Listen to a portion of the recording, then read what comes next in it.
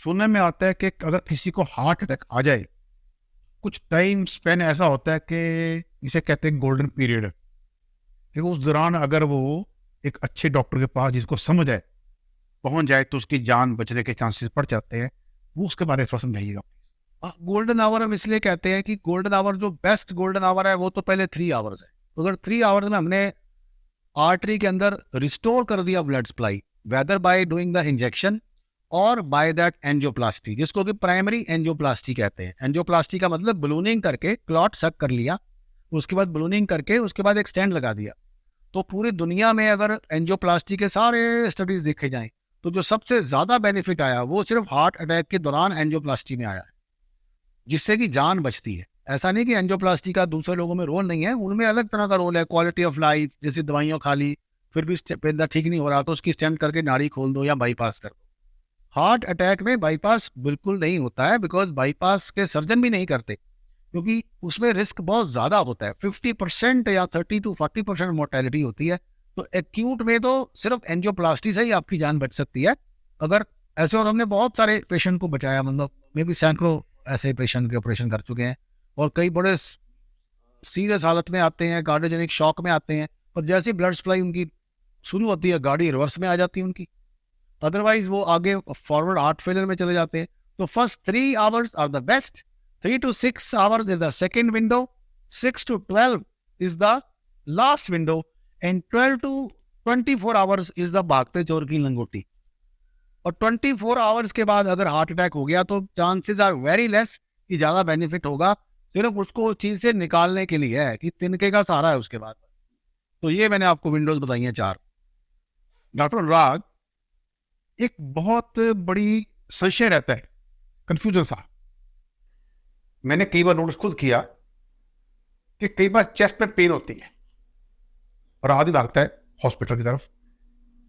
उसे मालूम नहीं है कि जो चेस्ट में पेन है ये एसिडिटी के कारण हुई है या और क्या रीजन है, या ये हार्ट अटैक का पहला सिम्टम है।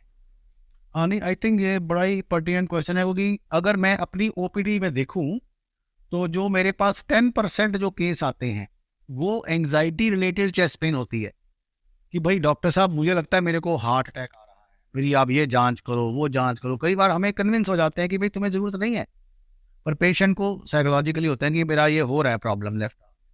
तो पहली बात, जो टिपिकल पेन होगी हार्ट की, अब मैं आपको इस क्वेश्चन का आंसर 2 डिवाइड करके दूंगा। नंबर 1, टिपिकल हार्ट पेन क्या होती है, कैसे हम घर पे बैठ के जज कर लें कि भाई मेरे को हार्ट प्रॉब्लम हो रही है, मुझे अस्पताल जाना ही चाहिए। तो क्वेश्चन पार्ट नंबर 1 ये है कि हार्ट पेन के साथ भारीपन आएगा। जो टिपिकल भारी होगी वो भारीपन, हैवीनेस आएगी, यहाँ पे एक जकड़न टाइप महसूस होगी।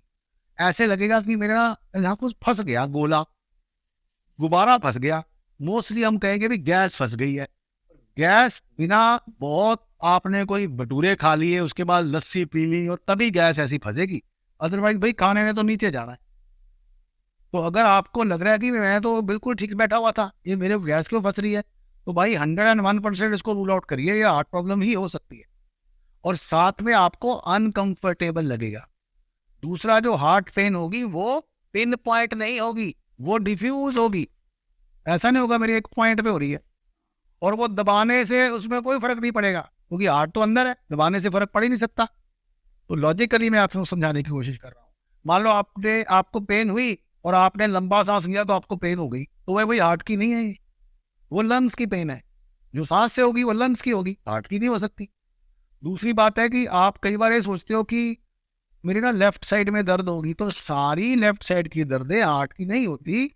और ये भी समझ लो कि हार्ट की पेन जो 10% लोगों में राइट आर्म में होगी, लेफ्ट में नहीं होगी। और जबड़े में होगी, लोअर जॉ में होगी, यहाँ पे होगी।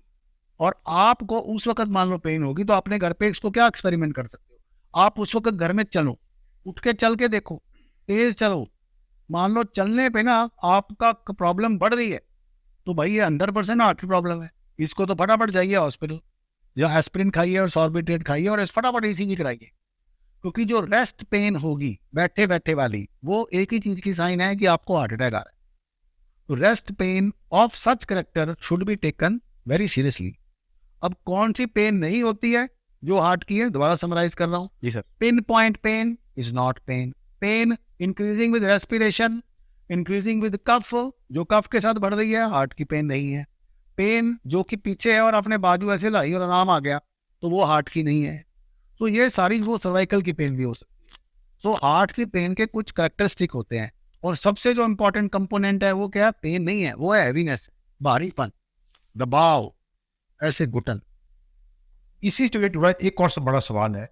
कई बार कई पेशेंट्स को आधी रात को, भले ही वो कोई डरावना सपना देख लेते हैं या कोई पिछले पुरानी उनकी जिंदगी का कोई कड़वा अनुभव है, याद आ गया, अचानक घबराहट हो गई और नींद टूट गई, और उसके बाद उनको लगता है कि मुझे कुछ हो रहा है. क्या इसका भी कोई लिंक पड़ता है हार्ट अटैक? नहीं, आमतौर पे ये होता है कि उनका बीपी बढ़ जाता है उस वक्त, और बॉडी जब सोई होती है तो बीपी नीचे होता है. तब अब आपने ऐसी सोच आ गई, तो मान लो आपका तो था 90/60 जब सो रहे थे, ये पहुंच गया 160/90. तो एक जो सडन शिफ्ट आता है तो बॉडी कुछ रिएक्ट करती है, उसको घबराहट होती है. और आमतौर पे देखा गया कि इन पेशेंट को उस वक्त थोड़ी धड़कन भी तेज होती है. तो इसका रिलेशन ज्यादा तो एक्सेलरेटेड ब्लड प्रेशर से है रादर देन हार्ट.